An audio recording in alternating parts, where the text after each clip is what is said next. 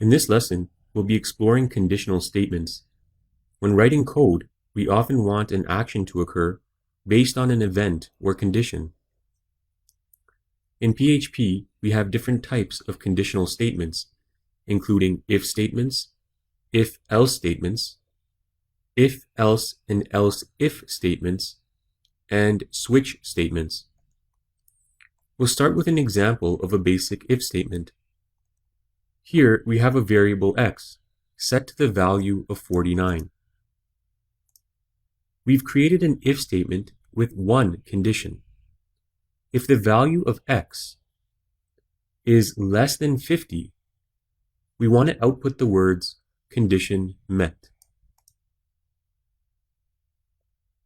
Since 49 is less than 50, we can see in our web browser that the words were outputted. Condition met. Now, what would happen if the condition was not met? Let's say we set x to 51. In this case, 51 is not less than 50.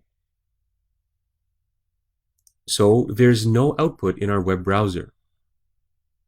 There's no output because we have not instructed our script on how to handle this situation. To do so, we can add an else statement.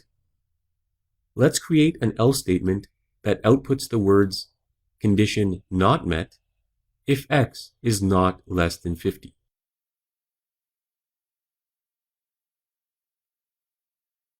So let's recap what we've done here. If x is less than 50, output condition met.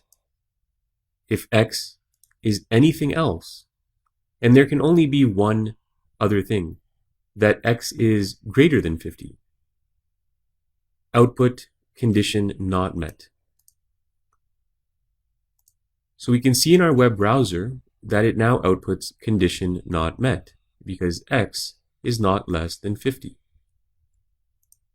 You can change the value of x to test different results.